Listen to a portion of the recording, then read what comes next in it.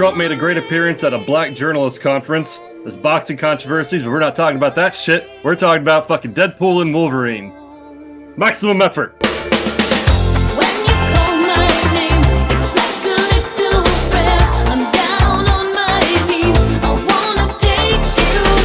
was a hell of an educated wish. That was. All right. So, right off the top, we're talking spoilers. By the time this airs, it'll be 2 weekends. I believe that was the old Jack of all nerds rule. You give it 2 weekends, and then that's when you should talk about it. I respect that. So that's what we're doing. If you haven't seen it by now, see it. If you haven't, stop watching unless you don't care. Cool. First, let's talk about spoilers for a second. So I had somebody accidentally spoiled No Way Home for me. The guy, it wasn't in malice, but he posted on Facebook a photo. This is before even opening night. He posted a photo of Daredevil sitting at the table with Peter and a photo of the three of them all standing on the tower together. And I was like, what the fuck, dude? And his excuse was, well, I didn't spoil it. Somebody else posted it. I just reposted it. And I was like, okay, so if someone gave you HIV and you knew about it, and then you gave me HIV, you didn't give me HIV? Oh, you know what I'm saying? So that aside, this time around, that guy and other people who do it on accident, they didn't say shit. But Danny and I talked about this because we went and saw it together. Saturday morning, I was avoiding the minefield pretty well. I saw a post on Instagram from like a comic book page where it said, cool cameos from Deadpool and Wolverine. And it was on the photo. On my browser, a headline popped up. Top cameos in Deadpool with a photo of Chris Evans, Elektra, Blade, and Tatum. Wow. And I was like, you're not even a fucking person being irresponsible. You are posting articles. Like, what are your guys' thoughts on just why this is like a regular thing now? Danny, sure. I think it's just hype. People are excited. They want to share. And then I think it comes down to just people wanting to be trolls and assholes as well. There's that part of it. You know what would piss you off? Knowing everything before you see the movie. And that's why they do it. Yeah. So I do actually have to give a little bit of credit because I saw it Thursday night, and I, like you, I avoided most of the minefields. There were a lot of people that got to see some early screenings. You know, because I'm mostly press for a lot of things that I see in the future and throughout the year. I have a lot of people that get to see things long before I do, and they have plenty of opportunities, more so than I think most. To spoil things. So I sat, there were a good 2 weeks of people that I know that saw it 2 weeks before you could even see it the absolute earliest as a regular moviegoer. So I was actually pretty impressed with how little it was spoiled from the time that I actually got to see it on Thursday. Now, some of that is, I was, first in the theater, saw it at like 5:30 Thursday night, first available screening, I was ready. But the fact that they were able to keep most of that stuff under wraps in a time where every behind the scenes thing gets spoiled, it's pretty. People are already digging through call sheets and cast listings and all that kind of stuff. And I was pleasantly surprised at how little of that there was when it came to it. So when I got to see it, none of it was spoiled for me. I was able to see all of it for the first time, and that was a really good thing. Now, the internet is dark and full of terrors, and that's just where we are, man. Like, people just don't give a shit, and people only know how to talk movies by spoiling shit for others. Like, that's just, that's just how it goes. And I get it. Like, you're excited and you want to talk about it, but like, so do I. But I prefer to talk about it with people who haven't seen it. Wow, spoilers. I would prefer to talk about it with people who have seen it so that the people who haven't seen it get the same joy that I did, because that experience is really a large part of this movie. So 100%. I guess I expect it from like social media and the internet, but when I saw a headline saying top cameos, And in the photo, I think that's what Danny and I talked about when we saw it. Like, you could just put the picture of Deadpool Yeah. and then say spoilers. But like to have that as like the like the image for the article, I was kind of like, come on, fucker. So like the Yeah. going into it, I was still psyched. Like I of all the cameos, I think Blade was the one I was super like, fuck yeah! Like you heard the roar, and I was like, yeah. But still, I was kind of like, all right, I knew Tatum was coming, I knew Evans was coming. Like, Yeah. that kind of was a bummer. But anyway, into the movie. I know there's not going to be a lot, but is there anything you guys didn't like? Not all at once, please. Not all at once. Well, I have some takes, so I kind of want Danny to go first if he doesn't have them, because I have some takes. Yeah. So this has like really nothing to do with the movie. It more has to do with like production. Like none of the returning like bad guy characters, so like Azazel, Juggernaut, Lady Deathstrike, Toad, none of them were returning actors. Yeah. That kind of bugged me because, like, in the images from the trailer, like, you were led to believe they were the same actors, but definitely not movie ruining, but it was kind of like, oh. So. That was it? That was it? That's it. That's my only gripe. Derrick, proceed.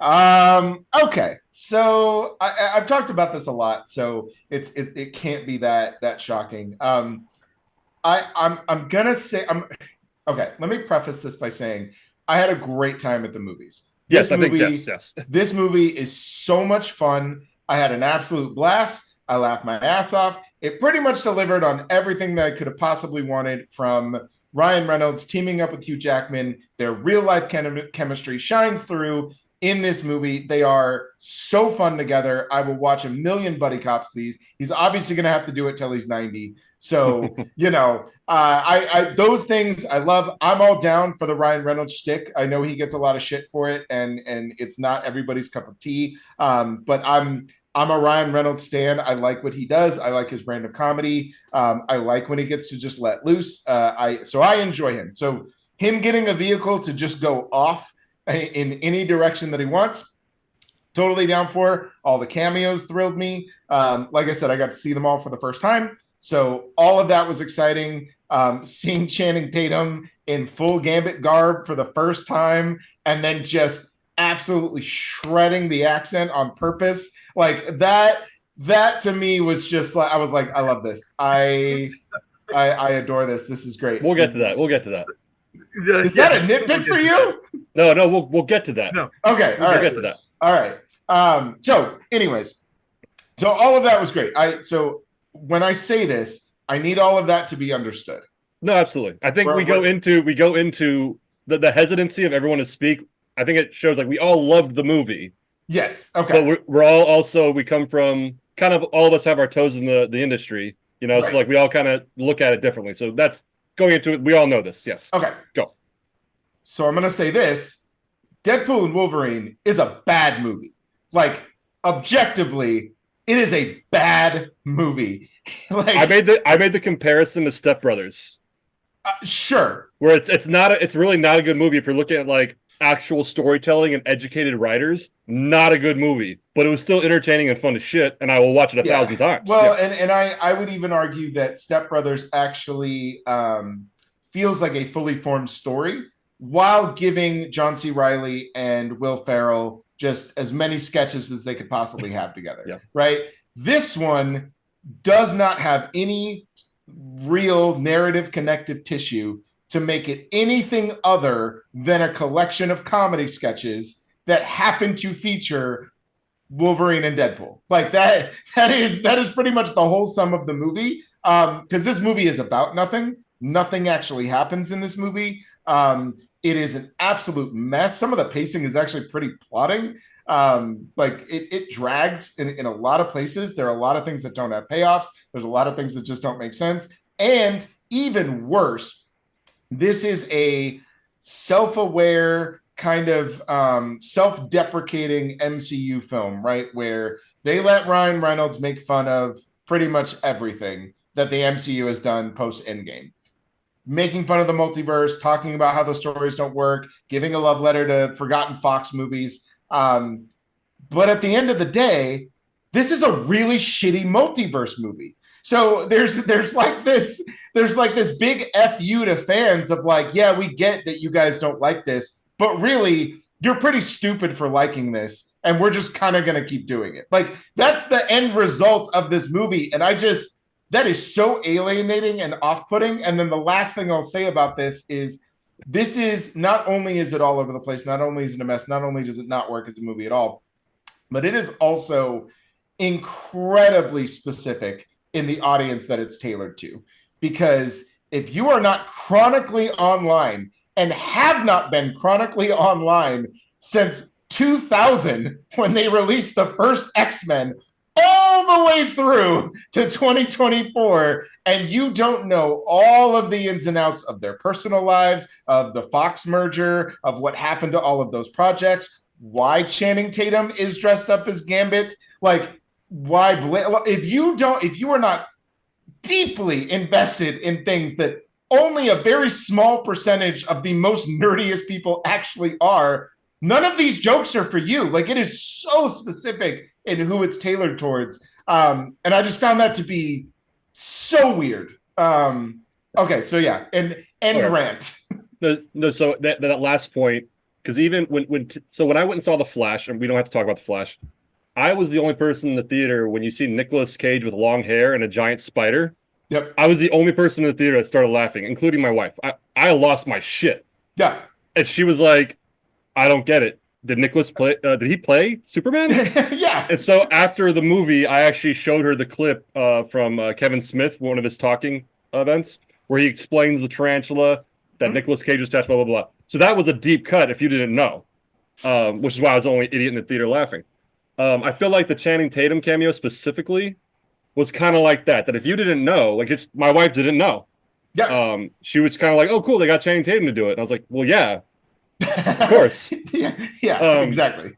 But yeah, so to kind of go back to your point, there was a little bit of character development. You see Deadpool evolve. He wasn't the same person at the beginning that he is at the end, which is it's Deadpool, but like the Wolverine, he does change. So there's a little bit of that, but ultimately I agree, there really isn't a cohesive story. Because I'm not going to go on that, but like we're led to believe something and it doesn't really go that way. And then, I don't know, and the one thing I thought of afterwards, so I've watched this movie probably 12 times, 100% in legal ways. 100% legal ways, okay? Let's just say that. And so you've Marcus on Illegal Opinions. He made a point about Spider-Man No Way Home. Mm-hmm. Because I started noticing this too after I watched it when it came out on whatever it streams on now. And then Marcus, when I listened to the episode where they talked about it, he pointed out that Spider-Man No Way Home is in kind of what you were talking about, Derek. There is a beginning, middle, end. There's character development, etc. But the driving force of the movie makes no fucking sense. Yeah. It makes no fucking sense. Yeah. And so, and we don't have to get into that because that's a whole thing. So, they operate under the same banner. The only difference is Deadpool is going out of its way to be satirical about those things. Oh, sure. Whereas No Way Home is trying to give it a little bit more seriousness, give it a little bit more emotional weight. 100%. But they do fall under the same banner. They operate basically the same way. I think No Way Home is much better constructed, but the point is right. Like the point is valid. And No Way Home kind of hides it to where you don't think about it. Yes. Yeah. But so during Deadpool and Wolverine, and I think this group here will relate because we all, like I said, we all have our toe dipped in the industry. We all kind of know how to write, etc. But about when the movie finished, I was like, so why did they pull Deadpool out? Yeah. You know what I mean? I was like, what was the point? And I think it was Screen Crush. The guy in Screen Crush said that it was just a metaphor for how Feige and them are like, oh, Ryan Reynolds is a gem and we're going to take him and pull him into the MCU. So it was a metaphor. And I was like, all right, cool. But there's still an actual, tangible thing happening here to where they pull him out. You're burdened with a great purpose. We want you. Like, we think you're special. And in reality, like, there was no plan for that. Yeah. And so I'll do you one better. Think about anchor beings for more than 5 seconds. Makes no fucking sense. And it is, makes no sense. That is the wildest fucking time travel multiverse theory I have ever heard of in my entire life. But you know what? They kind of no way homed that, because at first I was like, oh, interesting, and then it's like, oh, Iron Man might be that. There was that whole thing. Maybe he's one. And then it wasn't until like I watched it again very legally at home that I was like, what? I was like, huh? Yeah. And it takes thousands of years? Yeah. So anchor beings are immortal, but you know what? I can't even. It's fine. I did love how they made the comparison where like when they talked about Logan in that universe, that everyone's like, oh. Like that was kind of funny. But yeah, like upon the second, maybe the third watch, I was kind of like, huh? Yeah. Wait a second. To chime in here, guys, like it kind of makes a little bit of sense because say you have a comic book run, right? And some comic book runs focus on a single character. It could be a TV show or a film series, even. If that character somehow dies, that universe goes away, right? Does it take thousands of years? Yeah. I mean, yeah. So that's weird. But to your point, Danny, the way you're right, Mike. The way that it functions here is much more of a metaphor for the overall MCU, for being a Fox studio, for being a Marvel studio. It's all very self-referential and self-contained. The problem is this is supposed to function as an actual piece in the larger picture.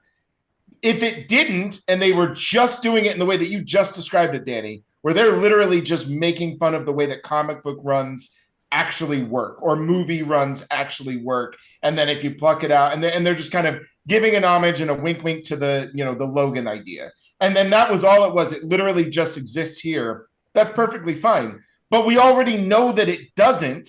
One, because of the cameos. Two, because of the TVA, which exists in the already 616, and all like it is an actual connected piece to the overall story. And if that is the case, then it makes absolutely no fucking sense. Yeah, not like, but like I feel like it's not supposed to be a good movie, right? It's like this is specifically targeted to audiences that just want to go have a fun cinematic experience, right? Yeah, like it's nobody was making this as like we're gonna win a goddamn Oscar.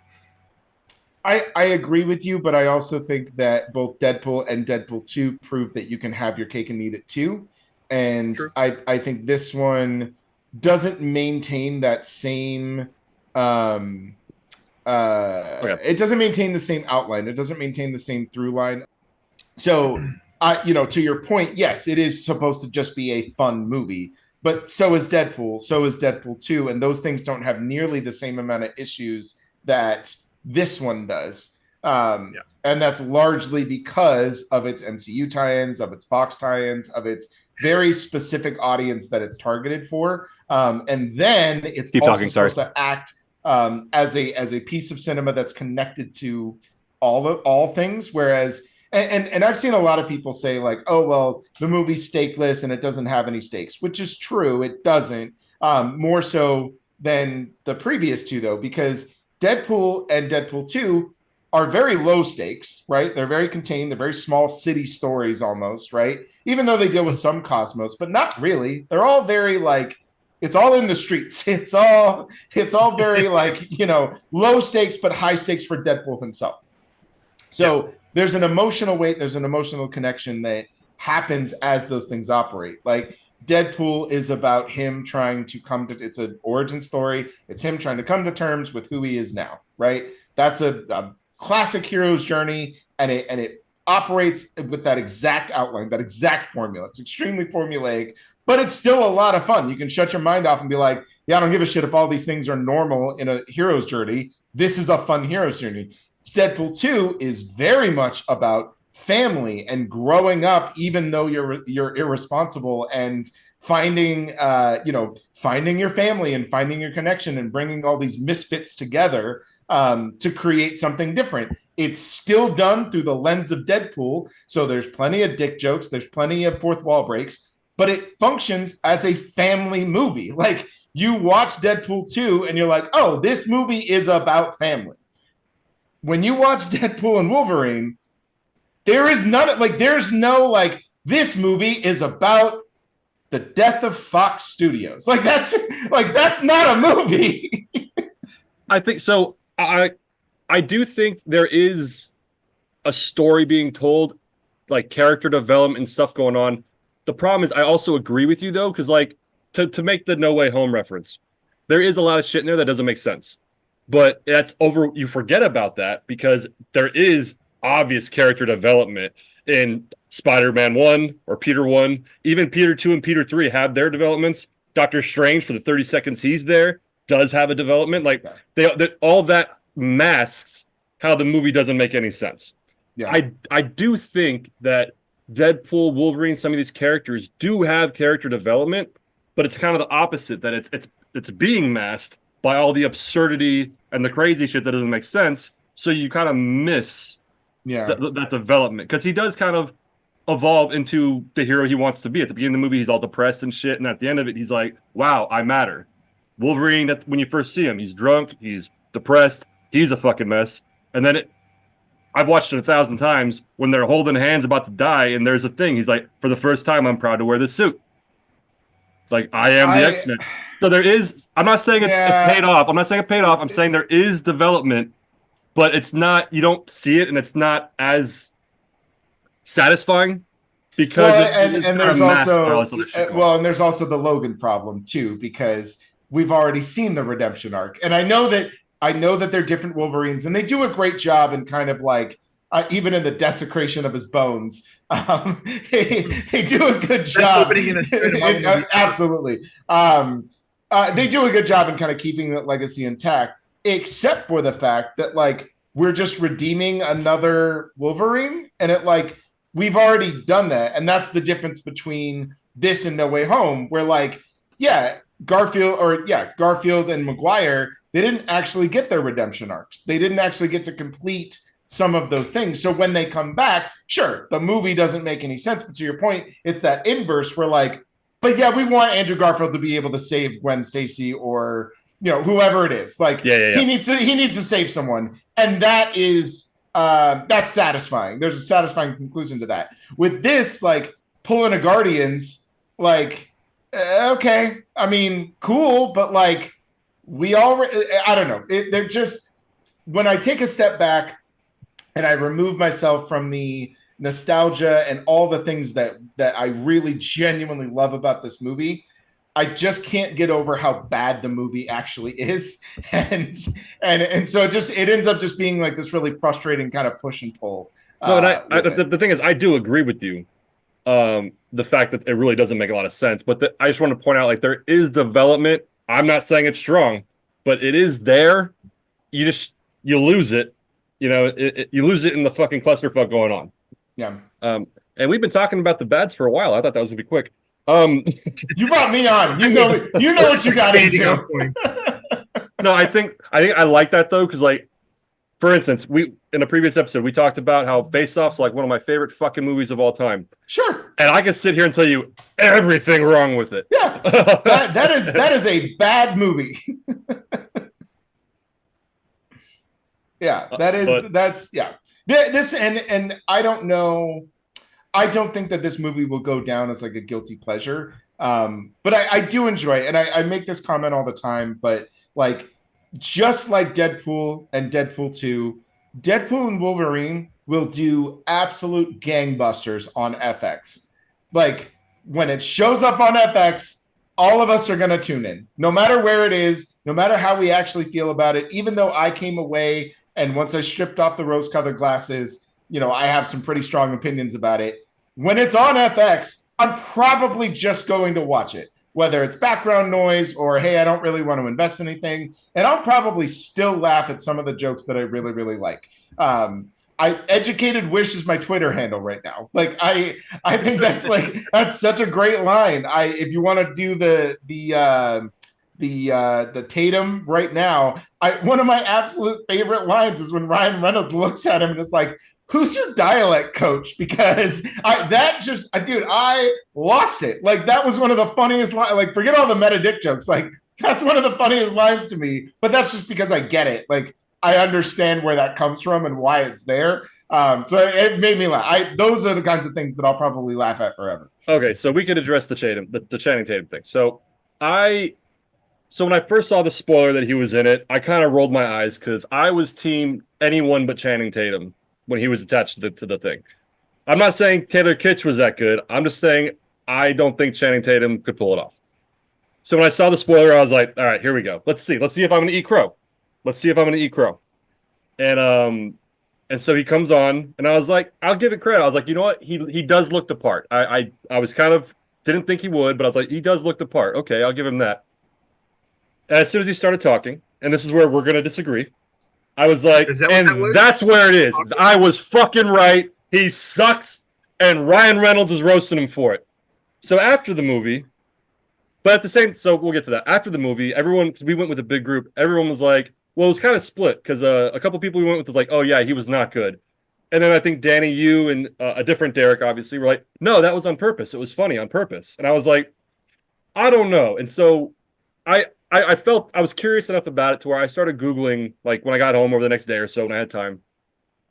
Like Channing Tatum is quoted as saying that he was traumatized that his movie for Gambit never got made, that he couldn't watch superhero movies because he was so traumatized about it. We could talk about if he was exaggerating, being emotional, whatever, but that's what he said. And at Comic-Con, because of course they put Comic-Con the same weekend as Deadpool, he, I guess, released a tweet or something, a long tweet, like just bearing his soul to the world, saying that he loves Ryan Reynolds and Hugh Jackman and Sean Levy for giving him this opportunity that was like 10 plus years in the making, that he loves the character. And granted, I never thought he should play the character, but I acknowledge that he cared a lot about playing this character. And so for me, we're all actors here to an extent. If I was so diehard in playing a character, I wouldn't go into it saying I'm just gonna to not give it 100%. I'm gonna just kind of make it shitty. It'll be funny. I don't think he would do that. So I think he was doing that, and he did not a great job, because right now everyone saying it was on purpose are just commentators. No one from the crew said that was the joke. So you understand what I'm saying? I don't think he didn't go 100%. I think he went 110%. I think he overdid it. But on purpose, I'm saying I don't think yes. I don't think he did it on purpose. That's a no. That's a no. It's like, yo, dude, your accent sucks. Dial it back. Which is why they made the joke. No, but they probably did make the joke. Well, no, but see, this is my thing though. Is like he doesn't make one joke. It's every time he speaks, he's doing a different version of Gambit. Like Ryan Reynolds basically translates for him in the car. Like it is a running gag that the accent is bad. And there's just no way you can tell me that, like, this isn't like a Kevin Costner showing up on The Prince of Thieves and they were like, bro, just fucking be from wherever you are. You don't need to do the British accent. We tried it. Give up. Just do it. Give up. Like, it's fine. That's not what's happening here. Like, I'm really hard. I think he definitely loved doing this, but Channing Tatum is, I think, much more comedically in tune with things than people give him credit for. I agree with that. I 100% think he's a great comedic actor. And so I think that he would very much be in on the joke, even if he is incredibly thankful that he got the opportunity to don the costume, play the character, do the action, like get to do all of those things. And it really feels like the caveat is, hey, we don't need you to actually do whatever the accent is that you would do. You can do however many different takes you want of like change it every time. Yeah, and just change it every time. And like he has the comedic chops. to literally change Gambit's voice every time. Because one point he's from Louisiana, the next point he's speaking French. Like he's switching constantly from what he sounds like. And Ryan Reynolds is always jabbing. And those aren't things that like, they don't feel like bloopers. They don't feel like accidents. Like they feel very baked into the nature of bringing. And again, to my point of this movie is a giant fuck you to people who are chronically online and like live for this shit. Like it is very much like, hey, here's the gift of Channing Tatum as Gambit. You're all going to lose your minds. And also, his accent sucks. Like, you're not going to understand what he says. Like that is like the nature of Deadpool 3. Like that's what it feels like. So that's why to me, I feel like it's very much intentional. His existence in this movie is a joke. Like yes. He didn't have a movie. So, yes. Right. Here's what you were voided before your movie ever even had a chance. Here's my olive branch. I will openly admit, also surprise guest, but I will also absolutely admit if they come out and say, "Oh yeah, it's absolutely on purpose," I'll be like, "Okay, I was wrong." That being said, I have a personal conspiracy theory that when filming Deadpool, a lot of the lines that Ryan Reynolds says aren't said on set, and then in post he adds a lot of shit. That's my little conspiracy theory. It's probably wrong. So my irrational defense of my position would be all those jokes roasting Channing Tatum were done after the fact. Granted, that's irrational. I get it. And if I'll give you ADR. It's very easy to do ADR with him with a mask with his face covered. Like, I'll give a lot of ripping, but I don't know. The way it functions in the movie just leads me to believe that it was very intentional and that both of them were in on the joke. That's where I come from. And if it comes out and the crew comes out and they say it was intentional, I will 100% say, "Oh, I was wrong." Yeah, 100%. But anyway, so that's the Gambit talk, the negatives. So let's go around the room. What was your favorite moment, Danny? Pick one. Oh, there's so many to choose from. I really liked the same scene where Blade and Deadpool have their interaction. And they do the bit where it's like, "I thought you were retired, retarded." They had a meme that was Wesley Snipes' first line in the movie. Retarded? Yeah. And then he's like, "I don't like you," and I'm like, "Yeah, you never did." I thought that was a great callback to the production of Blade 3. It only would have been better if like Blade started putting Post-it notes everywhere. Because I don't know if you guys have heard that story. I think I have. From the making of Blade 3. But like Wesley Snipes was so baked out of his mind that he kind of just hijacked production and would leave like the notes for the director and other actors at Post-it note form signed Blade. I'm surprised that didn't make it into this movie. That sounds like something they would have, because they left no stone unturned. That's for sure. Maybe it's on the cutting room floor. Yeah. Oh God, favorite moment. Man, I think obviously we're gonna mention more shit, but like just try to pick one. It's so hard. I know you said pick one. I'm gonna pick two because they're so vastly different. So I think this opening is like one of the best openings of any movie.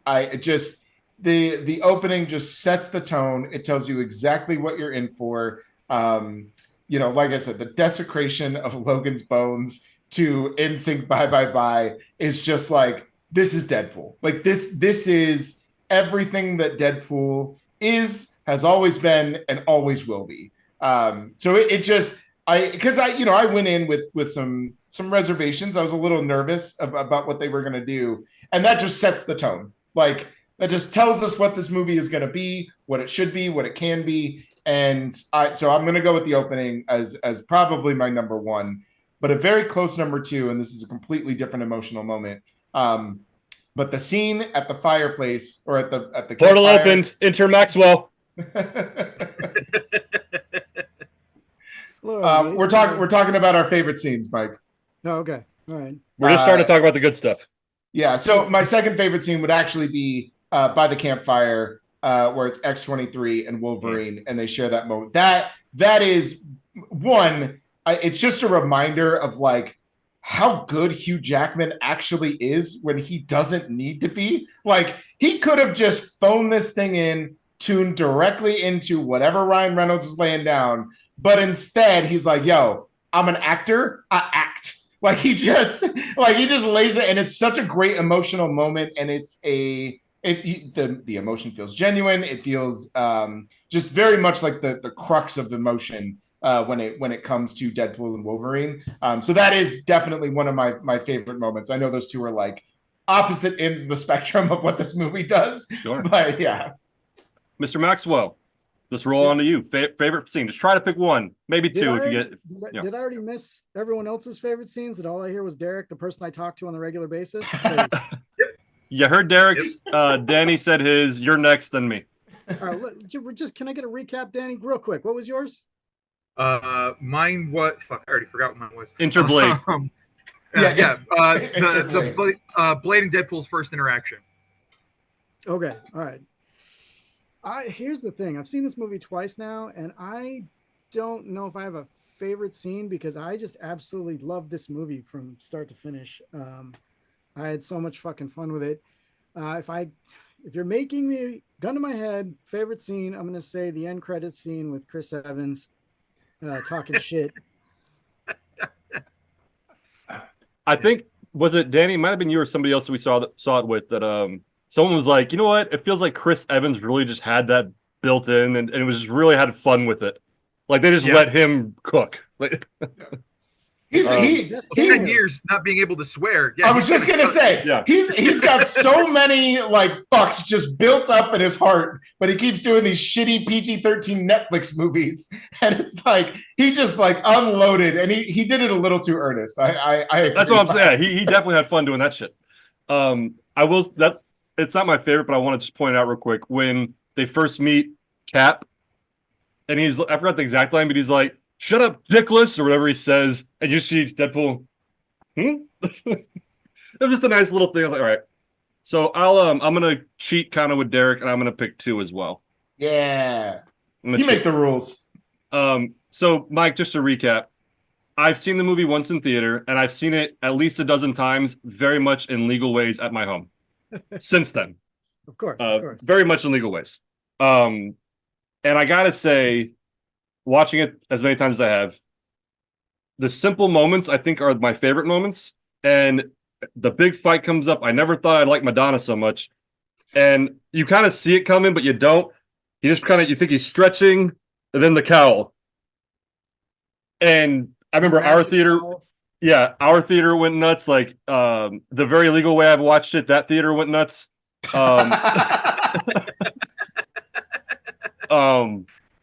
So that was kind of cool. And every time I watch it, I get more psyched about it. And then kind of Derek to follow you, kind of a silly one, kind of like that. It's kind of serious, but I've always been a fan of like the shot. You know, like I think in Infinity War when Thor came down and his hammer flew around and they posed with Rocket and Groot. The shot, you know, the original Avengers with the 360 shot. And to me, I feel like just when they were holding hands and had their arms on like the fucking whatever, the electricity, that whole montage, like gives me goosebumps every time I fucking watched it. Just the seriousness of it. You see Deadpool like being legit, like I just want to say Vanessa, Wolverine coming to terms with like, okay, cool, I'm a hero now. Like I'm simplifying it, but you know what I'm saying? That whole montage was great. And of course we knew they didn't die. Like that did not pay off at all to me. Like we knew. But so those are my two. You're playing up the artistic side of that, saying that's what you appreciated, but really it's the gratuitous shirtless moment for Wolverine, isn't it? There's also that. Yes. There's also that. The abs of a Greek god at 60 years old. Like Jesus Christ. Like I've never felt worse just sitting there with my giant bucket of popcorn. Like I am a piece of shit. Like I am worthless. It's one of those moments you're watching American Ninja Warrior and you're like, oh, he missed the fucking bar. What a loser as you eat a chicken wing. And I almost, that was a great moment from Deadpool 2. Now we're just in freeform discussion. When he does, it's one of the best jokes in the Merc with the mouth, doesn't even speak. When he just looks at the abs, looks at him, nod, back to serious for dying. Just a great, like that was, said everything without saying a word. Yeah. So I've had that song in my head literally all week since I saw it again. Yeah. 2 songs in my head, Like a Prayer Mhm. and Bye Bye Bye. Yeah. oh yeah. Greatest I- opening in film history. Yeah, that was But he said that. He said that, yeah. When I picked 2, that was mine, because I was saying, like, it literally just sets the precedent. Like, whatever expectation you go in for, it tells you exactly what movie you're gonna watch. And it's just like 2 of my favorite things. Just boy band pop and Deadpool just being Deadpool. Like, yeah, I got my sock out. We're good. Like, I will say good. one thing I love. This happened before the movie came out, but so I don't bartend at the bar anymore. I'm just kind of there doing management shit during the day. And 2 guys I've never seen before. That song came on Like a Prayer, and it made me like I didn't laugh out loud, but it made me laugh internally. One of them was like, "Oh, crazy! They had the Deadpool song on the jukebox," and the other guy, it was like a written joke. The other guy was like, "You mean Madonna?" And just in my head, I was like, "That explains it." Yes. And now I think was it Running Up the Hill? Is that the song? yeah, From Yeah. yeah, I think it's got the Things. same effect, 100%. Yeah, I I think think so, Danny, too. you said that, I believe. Yeah. Yeah. Stranger Things effect. Yeah. So, Mike, we already talked about things we didn't like. You came in late. Is there anything you didn't like? Is there anything I didn't like? And I would suggest keeping it easy because we got into it. Well, We got into it. We spent a half hour on it. here's the thing. I think that this movie does suffer from the same problem that a lot of Marvel movies suffer from, and that is the underbaked villain. While I liked her performance, like, it could have been anybody. I liked Paradox, but he's just, in fact, I think he was the more intriguing villain because he doesn't have any powers, but his motivations, he's just bored middle management. Like, and I think that's more compelling, but we don't really get enough of either of them. So if I had one complaint, I would say it's definitely the villain. It's just there's just not enough there. But all right, Mike. They did well with what they had. Yeah. So, Mike, I'm going to ask you this question, and it's going to be yes or no, and we're going to move on. We're not going to discuss anymore. Okay. Channing Tatum's bad accent on purpose or not?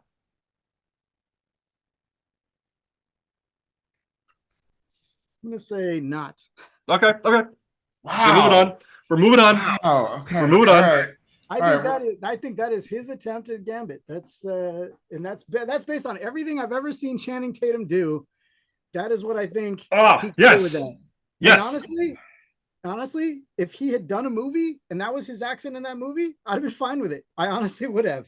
So, well, I don't agree with that. Hold on. Just pull back. Let's rewind. I thought it was not on purpose. I thought he just sucked, and then the 2 of them disagreed with me.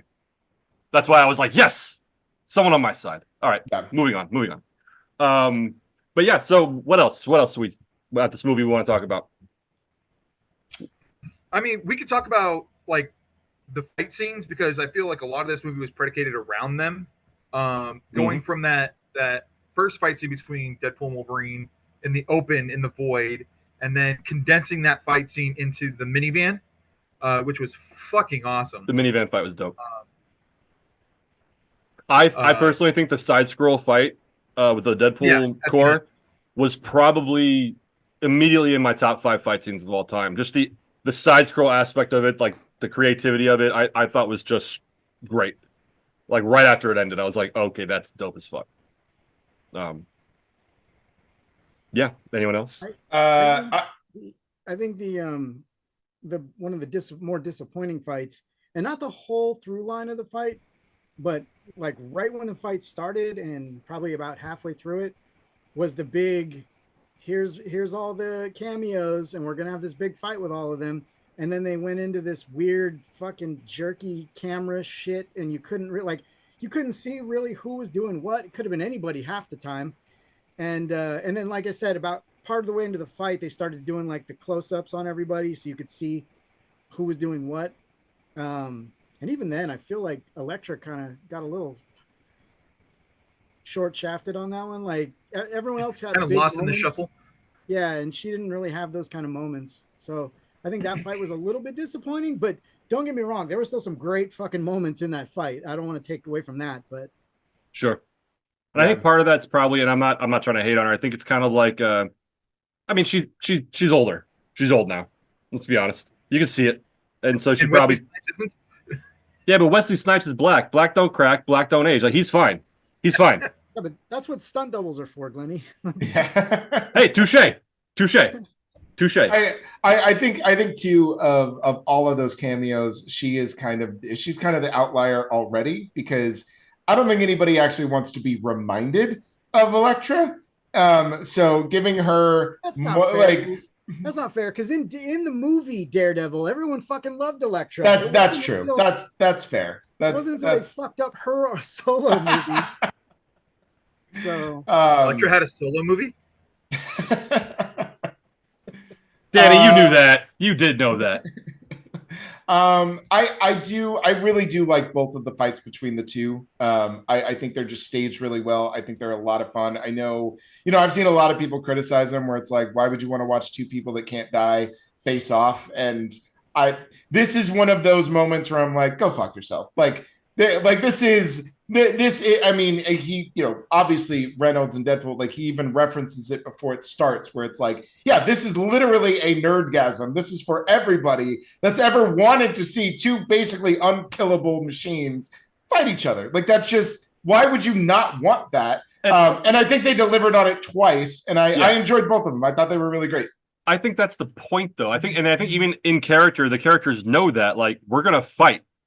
It's not gonna end well because we don't die, so we're just gonna fucking be in pain for the next 5 hours. And you see them both like passed out because they don't die, and they just kept going. Like I think that's kind of the point. Like if to criticize it, that's the point. It's also a stupid argument, though, for anybody that has that complaint that why would you want to watch two guys that can't die fight each other? Okay, that you can make because that they can't die. That fight's gonna last. Any fucking movie that has, like, Civil War, for example. None of the Marvel heroes fighting the other Marvel heroes are going to kill each other. That's the same fucking argument. Right. Like, why would you want to watch a fight where no one's going to win? I don't know.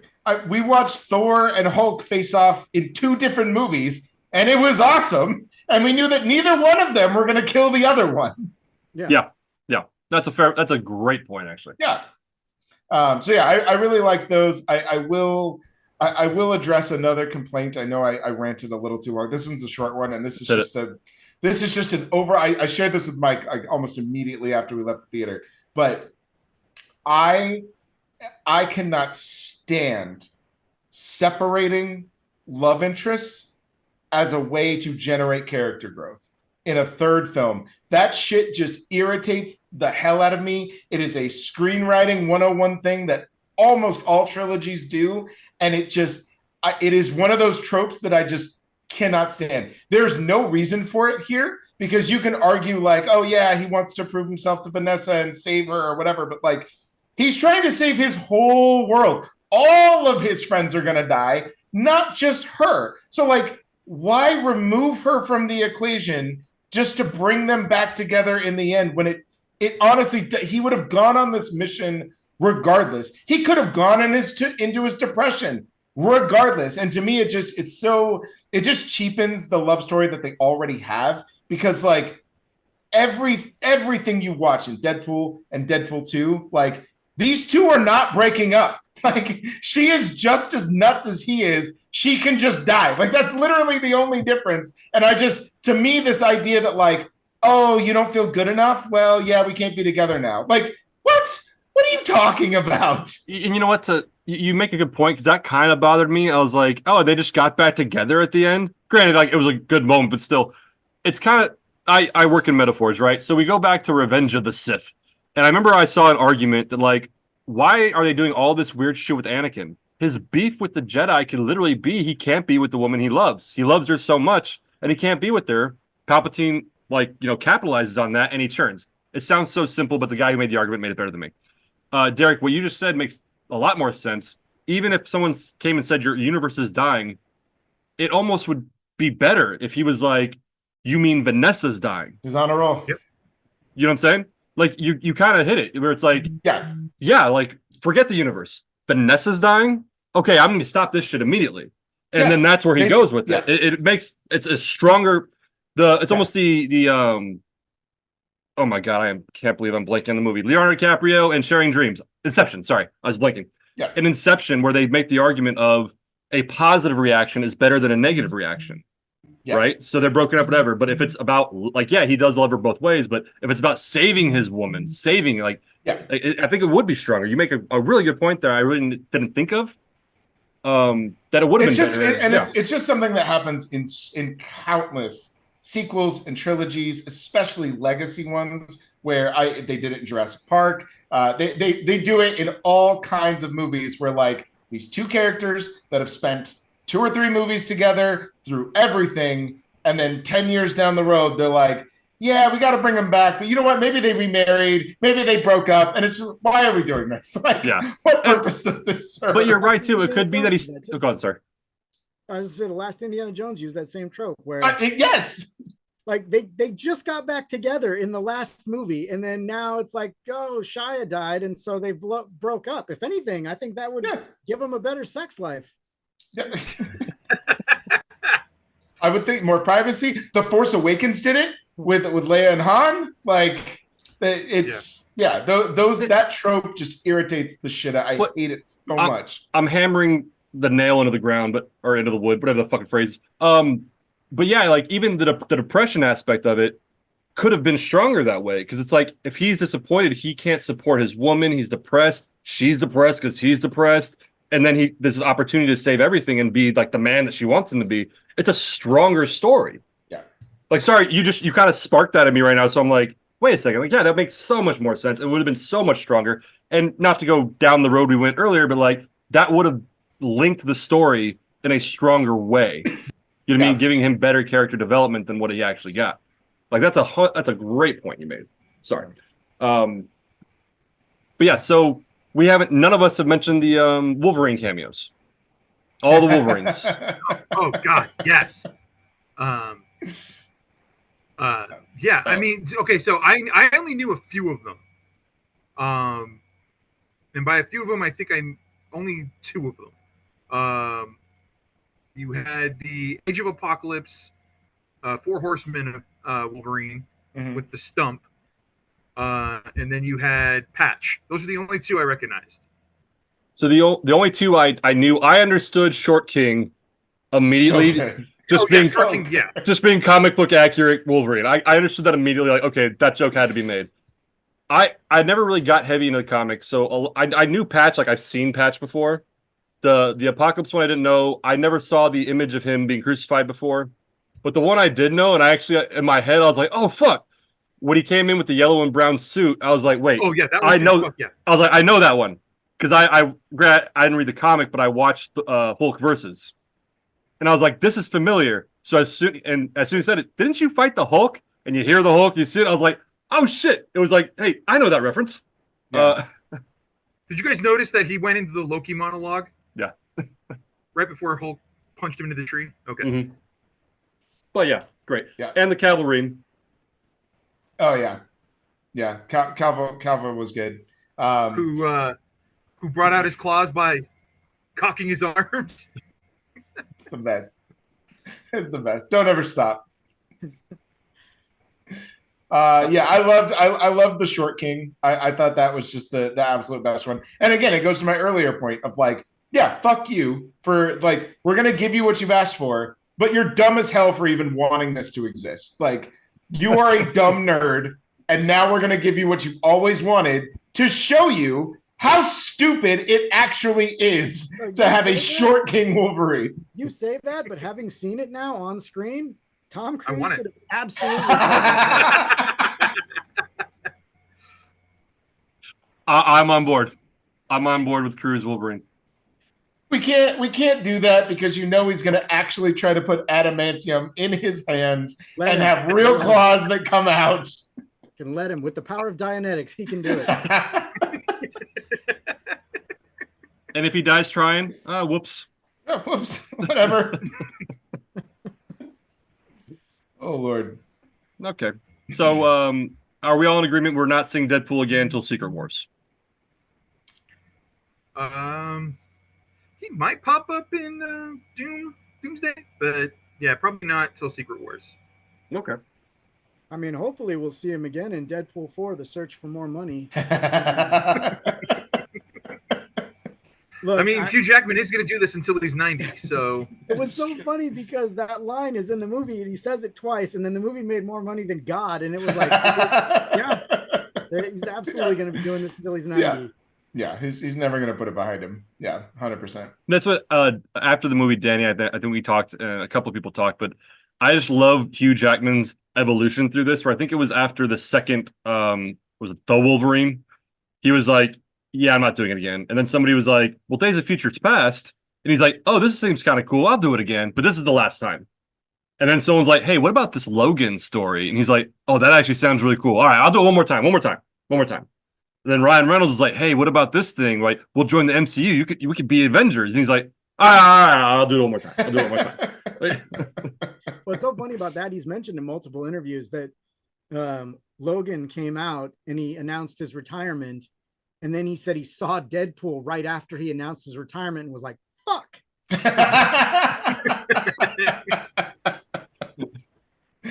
Oh, that's fine. I do think that while he will be, he's definitely, he's coming back. Like, I know they tried to, honor the legacy of Logan and keep that intact. But again, with their wonky multiverse bullshit, they have a way to be like, oh yeah, no. The Logan died. This is a new Wolverine, and now they can just place him wherever he wants. Like, he's gonna keep doing it. I know. I personally, as much as I love seeing him, I would very much prefer to him to just get the final resting place that he needs.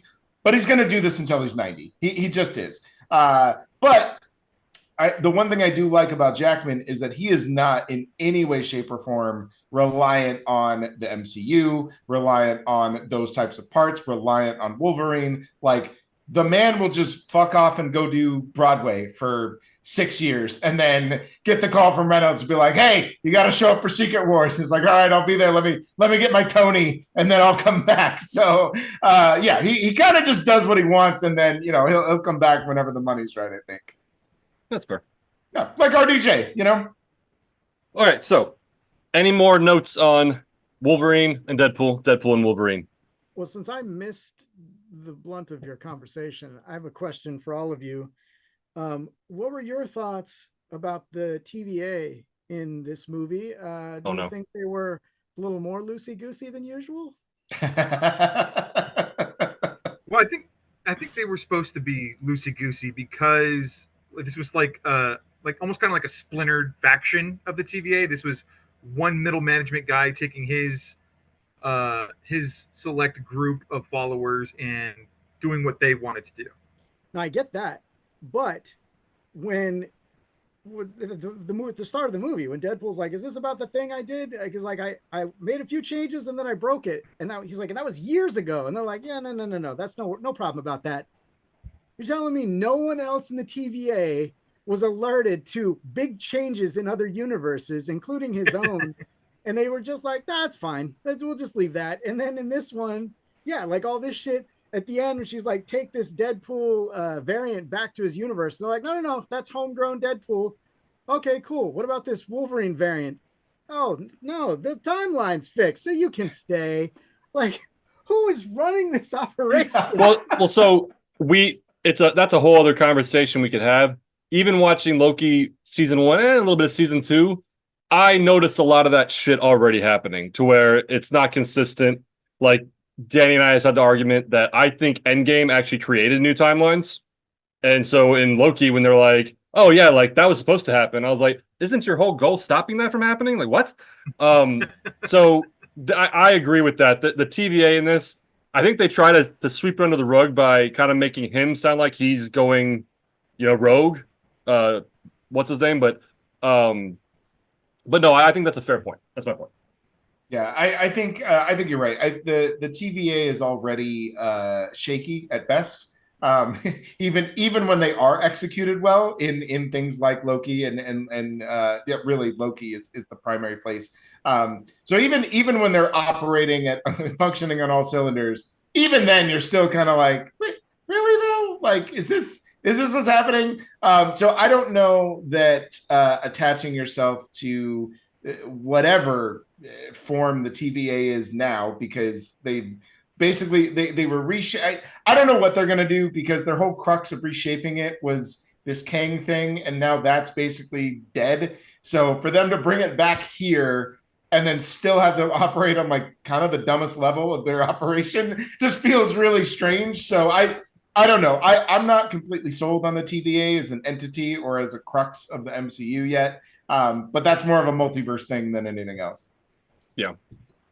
Makes that line from Deadpool about like, come on, guys, this multiverse thing, we've tried it. We've like, I'm impressed with the amount of like jabs at Disney Marvel he was allowed to take in this movie, and they let it go.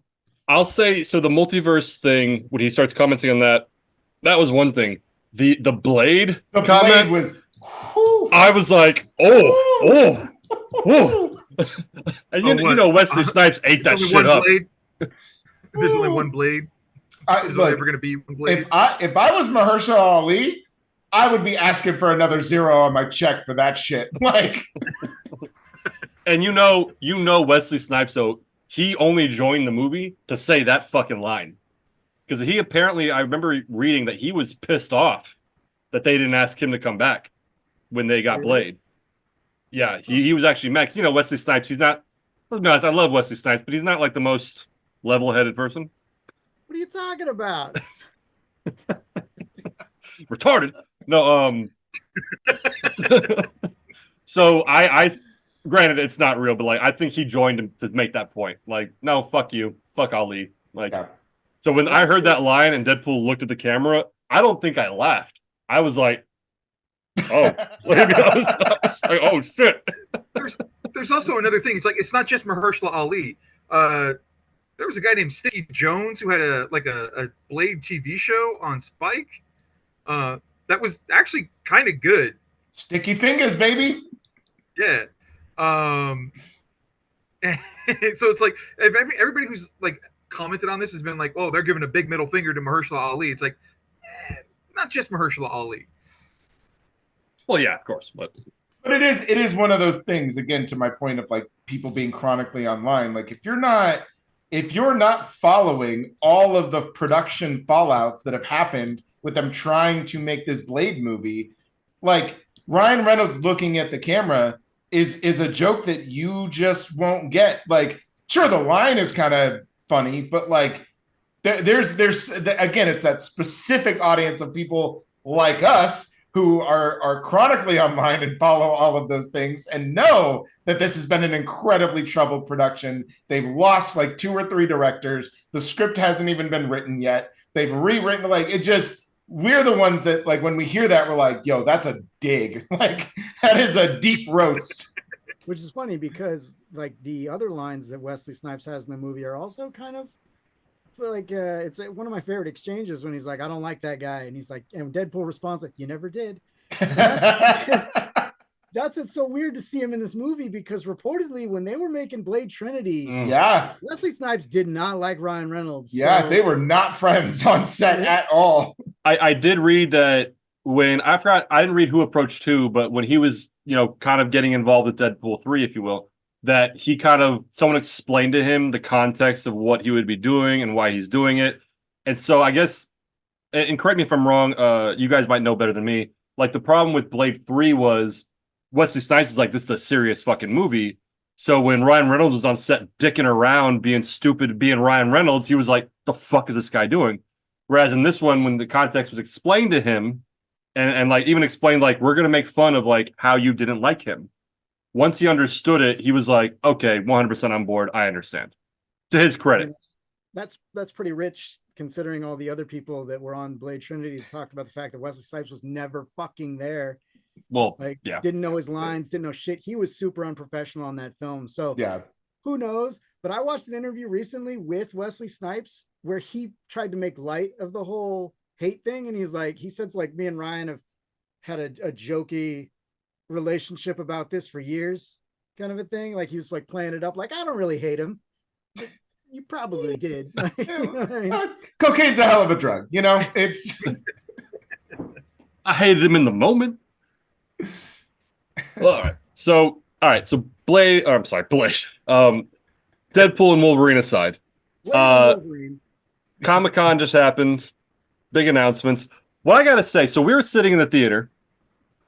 This happened when LeBron joined the Lakers too. I was sitting in the theater with my lady, about to watch a movie, and my NBA app went off saying LeBron joined the Lakers, and I was really torn because I was about to watch a movie, but this shit just hit me. Fuck. We were sitting in the movie, and one of our buddies who didn't get to come with us in our group chat text us, Comic-Con just confirmed RDJ for Doctor Doom. And like the lights just went down. You could argue that I shouldn't be looking at my phone, but I saw it. And then our friend Derek saw it. And I think Danny, I forgot if you looked at your phone, you might have been the responsible moviegoer. And I remember Derek and I were just like, I can't deal with this shit right now. I'm about to watch Deadpool and Wolverine. Like, what? He knew we were seeing the movie. Why are you doing? Like, I can't deal with this. That is, I will say that is crueler than whoever spoiled the cameos for you. Because I think he said RDJ as Doctor Doom. I think that was his stupid ass comment. Corey, love you, but fucked up comment. He didn't explain context. RDJ Doctor Doom, and so I responded with a question mark, and then he elaborated. But I was like, "Fuck, dude." So, thoughts on that? Who wants to start? I mean, I got thoughts, but I'll let someone else start. I'll go. I'll right, start. okay. It's fine. I'll kick it off. So I have very mixed feelings about it. I think that, look, in any capacity, I think that RDJ is gonna be fine. This kind of casting news happens all the time, right? We get somebody that we're like, there's no way you could ever pull it off, and then you watch the movie and you're like, wow, he was the best villain we've ever seen. Like that's just kind of our knee-jerk reaction is to just absolutely hate this. I don't love it.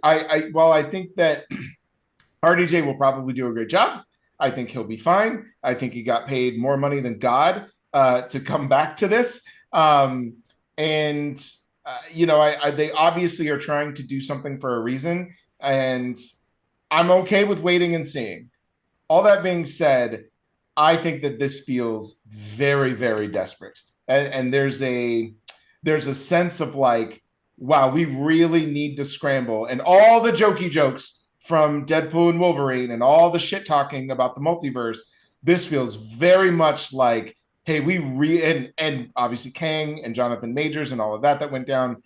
This feels very much like we need to just hand out a blank check because we're kind of not sure where we're supposed to go. So that's how they brought him back. I have reservations about the context in which that occurs and how much it undercuts again the sacrifice of whatever he did as Iron Man. And I understand that there's an entire comic book series or whatever. Like there's a whole storyline of Tony Stark as Doctor Doom. I get that is something that happens. So I'm not, dumbfounded by like, oh, this came out of left field. How the hell could they do this? That never happened. Like, I get it. I know that it's a storyline.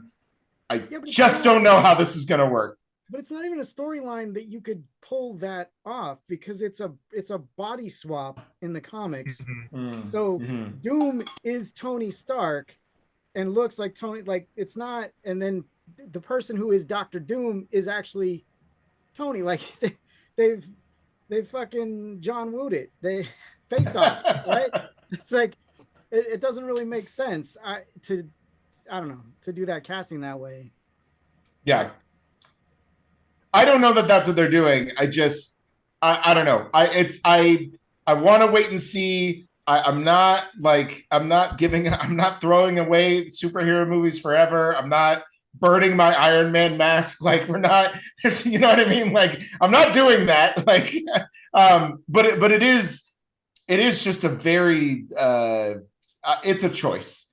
Yeah, it's a choice. Danny? Pretty sure he's frozen. Yeah, he's frozen. Okay. Mike, did you want to elaborate a little more? Sure. I'm going to be piggybacking a little off of what Derek said, but when I when I got the news announcement, it was after I had seen Deadpool Wolverine, and then I saw the announcement. Now, not only did I see the announcement for Robert Downey Jr., but also the return of the Russo brothers who are going to be directing those movies. Mm-hmm. And so my issue is that, and I don't have an issue with, I'm not in that headspace of like, poppycock, he can't do it. He couldn't possibly play the role. I'm sure he can play the shit out of anything except Dr. Dolittle, but that's beside the point. But my issue is that the biggest hits that they have had, that Disney Marvel has had in recent history, have all relied on nostalgia. Spider-Man No Way Home, Deadpool Wolverine, big cameos from older things, and they were done well. And that's fine for those stories. But like, I don't want them getting the wrong message that like, that's all, oh, we'll just fucking keep bringing people back from older shit. Nothing's get the Russo brothers. Remember when we were big and they helped us get there? Like, what are we doing? You're just never mind. They made the Gray Man. Just bring them over. It's fine. Yeah, like, you're just trying to rehash old shit because you think that's what works. And you know, it has worked a couple of times, but that's the wrong lesson to be learning, that's going to work every time, because sooner or later people are going to be over that. And they're going to want new stuff. I mean, I already do. I like the nostalgia in places, but I don't want that over and over and over repeated on a fucking cycle. So yeah, they've really kind of screwed the pooch on this multiverse thing, which to me seemed like a very simple concept to make work. And it was just like, they had no fucking plan. It was like they Star Wars it all over. Yeah. Like the sequel trilogy, like they just no roadmap, and we're just like, we'll just try things over here. This worked, that didn't, this worked, that didn't. And it just, they're fucking scrambling. I don't know, I don't like it. And I like Robert Downey Jr. I just don't like the idea.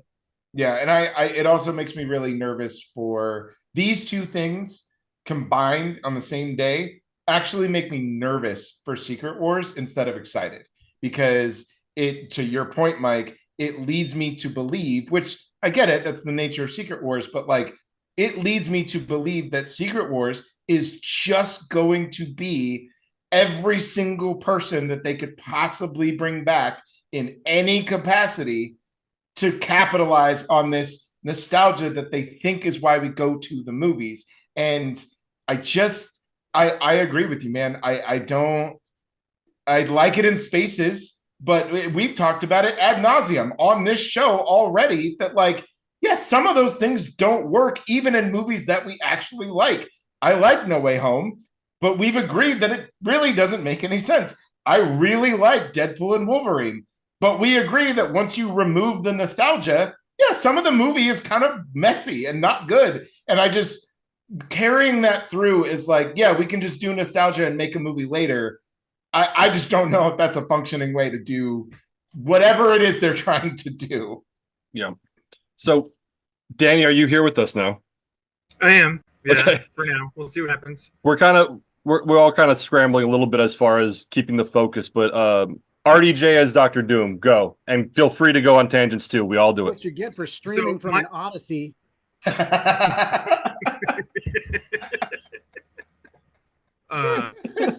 My only question is he going to be Tony Stark as Dr. Doom, or is he going to be playing Victor Von Doom with, Tony Stark's face? And is that going to be an issue that comes up where all of the 616 heroes see him and are like, holy shit, that's Tony Stark? And he's going to be like, who the hell is Tony Stark?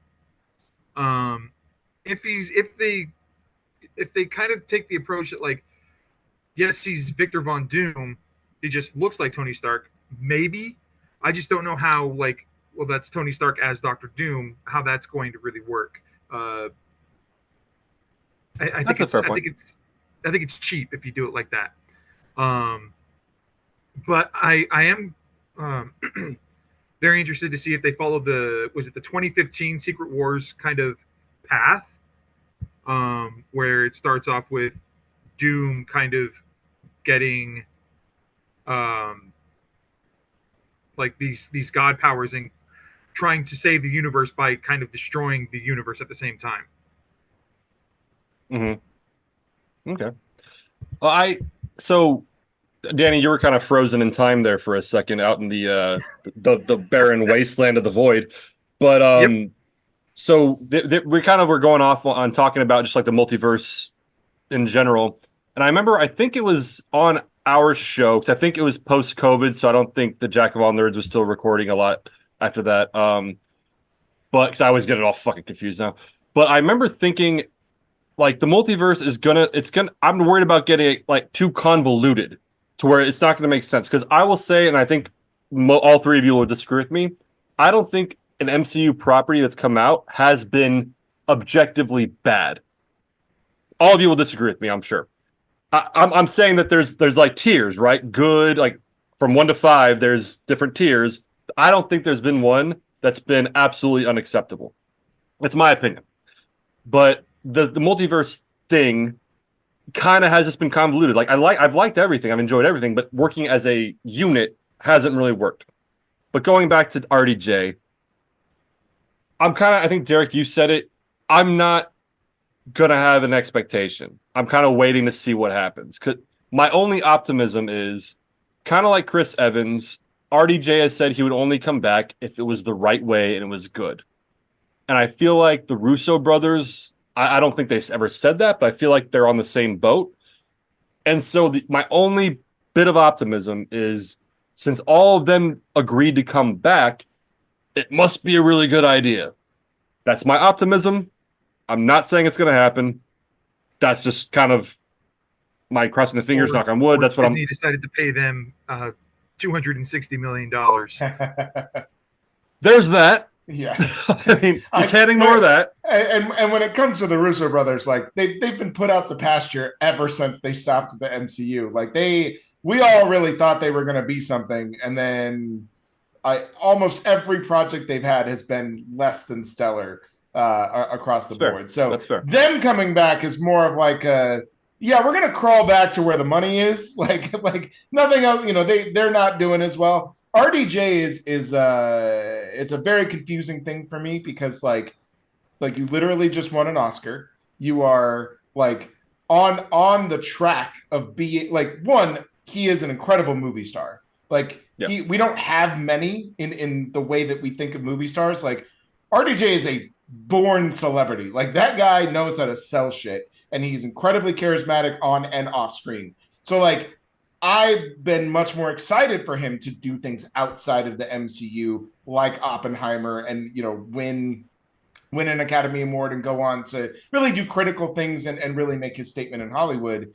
So for him to just like come back to $120 million check, like I don't know. I have a hard time believing that the good is the reason that he came back. Particularly because this is a very recent pivot. It's not like they had Doomsday in their back pocket just waiting to drop the big bad. This is because they have to abandon the Kang storyline. So all of it's a bit slapdash, and it doesn't scream to me like, hey, we have this incredible script, we have this incredible idea, RDJ, please come back. And he was like, okay, I'll do it. You know what's so funny about that, though, is that I think the legal troubles of Jonathan Majors, I think that just gave Disney an out, because I think they were already regretting the King thing. Like they made a lot of poor decisions that have not been well received in this phase or whatever, the last couple of phases. So I think that just gave them an out to transition to something else. And I will say this, I think there's one way that I would be completely on board with the Robert Downey Jr. Doom thing.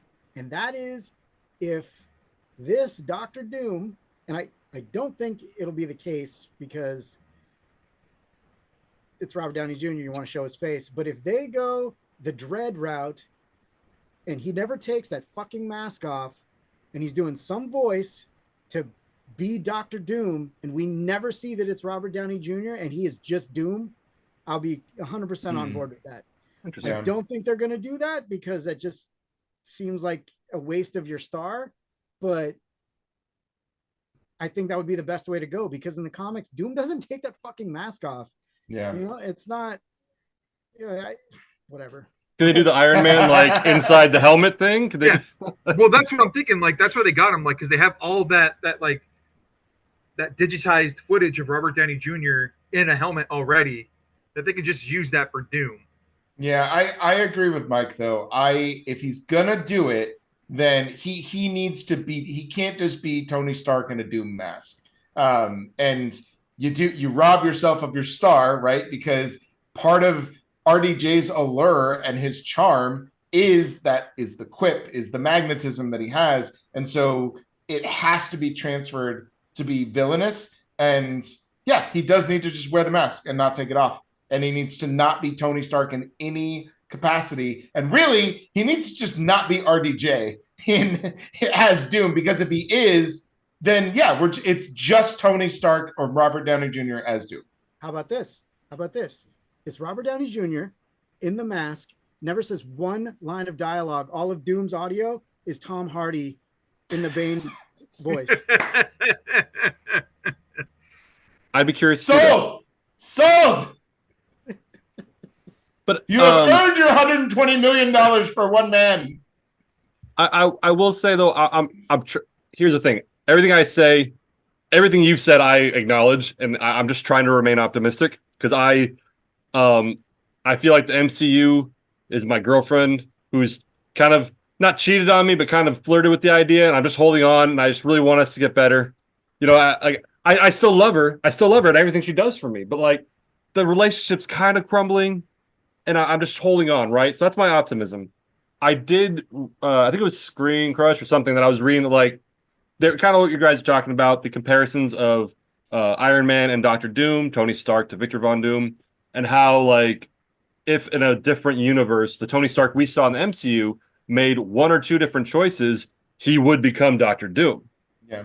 And so there is this optimism to where I think it's going to go one of two ways. We're all going to fucking hate it, or it's going to be amazing. Like, there really isn't any other option. And that's what kind of makes me nervous about it. You know what I mean? Yeah. That it's either going to be fucking crazy good or the complete opposite. My girlfriend is going to fuck a bunch of dudes in front of me. Either that or she's bringing a bunch of girls over. You know what I'm saying? It's that, like, different polarizing thing. And that's kind of, like, why I'm so torn about it. You know? Yeah. And also, look, there's the other thing where, like, we might not be alive in 2027. Like, the whole of the world might just fucking collapse. So we might not even get to Secret Wars to see him actually exist. So, you know, there's always that. So why are we stressing? Well, and also, look, this is Marvel, okay? We might still be alive at that point, and those movies don't come out, because how many times have they been like, big announcement on our slate, and we never see like half those projects? So also fair. I mean, honestly, yes, I have issues with the casting. At the end of the day, I think Robert Downey Jr. is a great actor, so he's probably going to be fine, whatever the case is.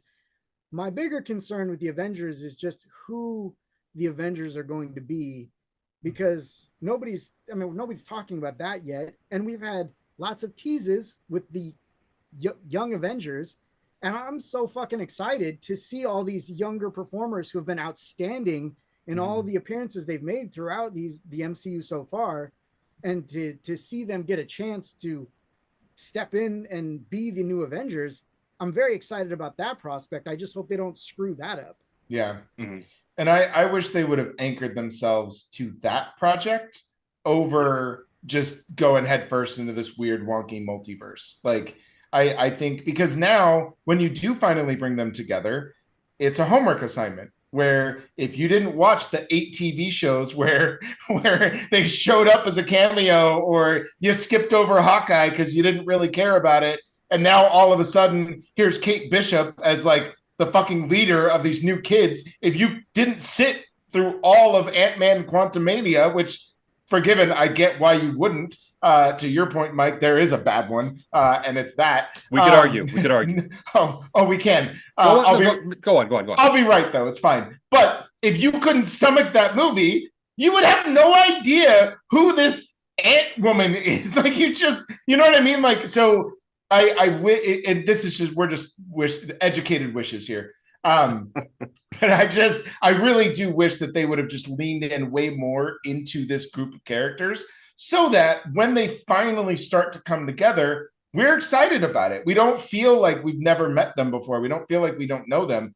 I do, because I think they're all terrific performers, and there's a lot of things I really like in some of these individual TV shows. But that's, again, it's just so much to ask of someone to sit down. And I always make this argument that the reason the Avengers work so well is because regardless of whether or not you watched each individual story, they came together in a movie that feels organic in its own, like by itself. You didn't, yes, it helps to watch Thor, it helps to watch Captain America, it'll help you, but it's honestly not necessary. You can just watch the Avengers and be like, yo, that was a cool movie.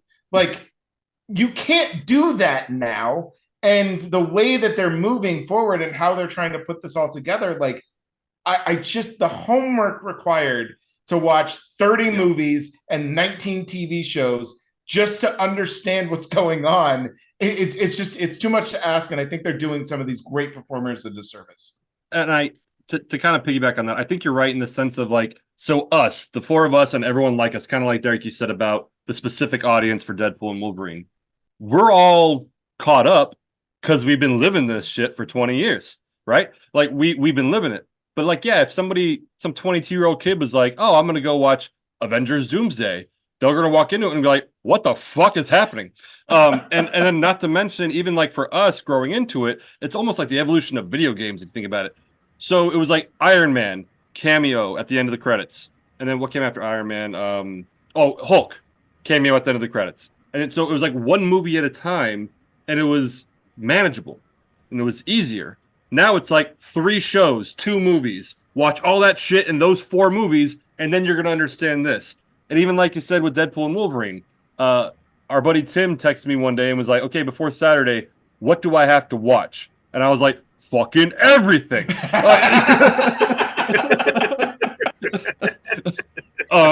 And I was, but you know, it's homework is the best decision. Even I'm going to age all of us. An employee of mine who's like 22 years old. We were talking about Deadpool and Wolverine a couple weeks ago, and even he said, he's like, yo, this movie looks kind of cool, and I've seen Deadpool, but like, why is this so hyped? And I was kind of like, what do you mean? And he's like, I just don't understand. Like, there's all these like things, like there's people in the like I've read articles about all these people in the background, and I was like, how old are you again? And he said like 22, and I was like, okay, you have to realize, I've been watching X-Men movies since I was 13, and I'm 37 now. Like, so this is why it's a big deal, is because I like everything I've known since I was 13. That's why No Way Home was a big deal. Like, everything I've known since then is coming to this movie. And he's like, really? Like, that long? I was like, yes, that long. Like, that, all this shit's coming together right now. And on one, and to kind of bring it back, on one hand, it's kind of cool and exciting, that nostalgia. But on the other hand, it's like, how much shit do I have to know going into this? Mm-hmm. Like, do I have to bring a fucking like reference guide? But yeah, like I said, when we were talking about Loki and other things, it's all convoluted at this point. There's no unifying. Yeah. Like I said, I think each individual property, and we disagree, is fine. But what they did in the Infinity Saga was that it was united. There was a united vision. You can see it connected, and it worked. Now it's just like everyone's doing their own thing, and there's really not a unifying thing. Maybe in the next year we'll see it slowly come together, but just going into it, it's like, what? I think, Mike, you said it. Who are the Avengers? Because we haven't seen any of them talking. Like, if Kang came right now, we'd be fucked. Yeah. Yeah. Well, and it's also, I mean, we can take it all the way back to Deadpool and Wolverine, and my argument that, like, as a standalone movie, it doesn't really function. Like, objectively, it doesn't make any sense as a standalone movie because it's so tied to this larger picture, and it's so targeted in the audience that it's trying to, win over. And it does that because, all the fun and nostalgia and all that, it overshadows some of those things. But in lesser fun movies like Multiverse of Madness, Marvels, I can't even remember half of them, but like all of these post-Endgame movies, they are all so reliant on a larger picture that is too convoluted to understand, but requires infinite amount of homework, to even like start to process what's going on. And that's such a vast difference from what we had previously, where you really can just watch Thor. Like, it doesn't matter what came before it or what came after it. Honestly, you could really just watch The Winter Soldier. Like, as 100%. much as it is tied to like a larger picture of Hydra and some other things, like it spells it out for you pretty cleanly, and it's just a good spy thriller movie. Like, forget all the connective tissue. You just watch it as a spy thriller, and it fucking rips. Like, you just don't need a lot of other things. And that's the problem with where we are now in the larger picture of the MCU, with the Russo brothers coming back, with Doctor Doom. Even Deadpool Wolverine is a little bit of a victim of this, where everything requires everything else. And it's lost on anybody that hasn't been watching superhero movies since they were 13 years old. Well, shit, I think the MCU started when I was like maybe 2021. And now it's going back farther. Like, yeah. But it's no problem. Just get yourself a Disney Plus subscription and you get caught up. No problem. Just set aside. That's the selling point. That's all that it's. That's it. That's all it is. That's all. Subscriptions, baby. You just block out a whole month. Yeah. I almost feel like, and this is not going to happen, and it's completely unrealistic, so don't criticize me for it, that maybe before Doomsday, they released like a 2-hour movie, maybe on Disney Plus, hell, even in theaters. And all it is a visual Wikipedia guide to everything that's fucking happened. Like, literally just a 2-hour montage of everything you need to know going into Doomsday. Actually, there's one way you do this. You get Michael Pena to do it. Actually, I was going to say Deadpool would be the perfect person to do it. That is true. Because he already breaks the fourth wall, so he could explain the entire MCU up to that point. Sure. But Fred Savage release it tied up in his bedroom. I would absolutely watch Deadpool and Wolverine 3.5. And it is just he kidnaps him again, and he's like, I'm going to tell you the story of the MCU. But first, we're going to start at Fox. And then just goes through all of it. Just give me 25 years of superhero movies read to Fred Savage, tied up in his bedroom from Deadpool. I watch it. I'm in. And, sold. And check it. Fine. You're a company. You need to make money. Release it in theaters. Everyone will go and see it. Everyone will go and see it. Although they probably have to get Ben Savage, because I think Fred Savage had some allegations come out against him. Or something. Oh yeah, that's true. That's right. Okay, all right. Yeah, get his brother. It's fine. Like, why am I even here? It's fine. I wasn't in that movie. Boy Meets MCU. Yeah. Caught that. That's the movie. Boy Meets MCU. Deadpool dressed up as Mr. Feeney. Oh my God! Yes, please. That's the movie. Forget the bedroom. It takes place in the classroom. Holy shit! And he has He has a shitty Roland TV, and he points to it and plays old clips. This is the movie. I need this in my life so bad. Release it 2 months before Doomsday. Oh, I need this so bad. Everything else you have on your slate, Marvel, cross that shit off. We don't need it. It's fine. This is it. No. Let Marvel do its thing. Just tell Ryan Reynolds this is what we want, and go do it. Yeah. And I will say this. I don't know if you guys have been seeing like all the clips for like Deadpool at Disneyland. But he's already got the Mr. Feeney character set up and built up in the Storytime with Deadpool thing that they do at California Adventure. It's Deadpool and like a little librarian sweatshirt. Oh my God. Oh, we're so with close. Glasses. We're so close. We're halfway there. Let's go. Yeah, all we need is Ben Savage. Let's go. All right, I'm gonna send some emails out. All right, let's make this shit happen. All right. Any last notes? MCU, Wolverine, Deadpool, whatever. Anyone? I got one final question for everybody. And look, I consider you all professional guys, so I'm sure you've done your research, and somebody has to have the answer. Why was Thor crying?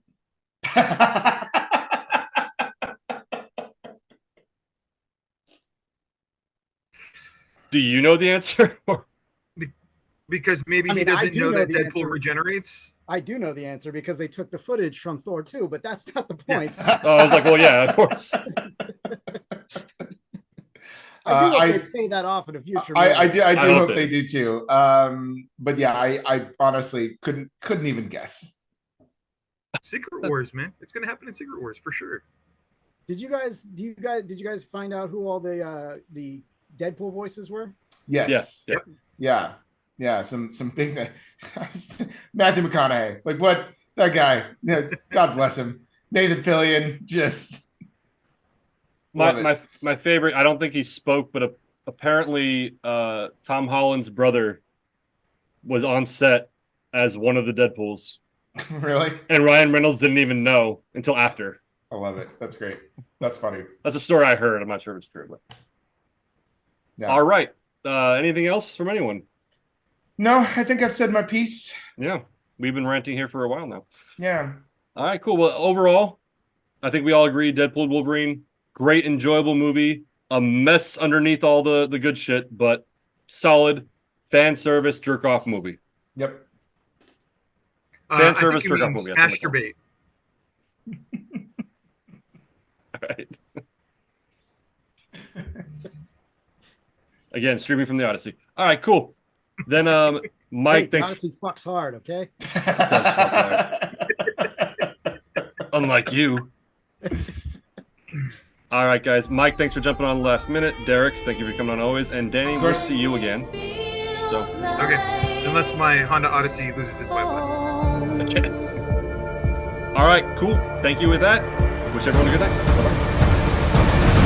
When you call my name, it's like a little prayer. I'm down on my knees. I wanna take you there.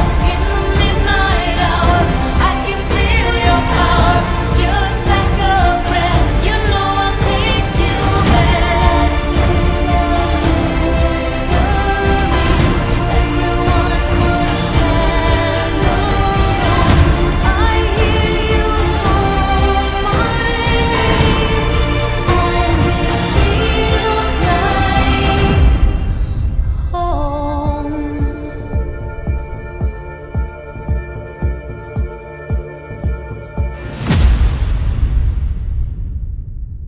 Wait, if I do this. Home.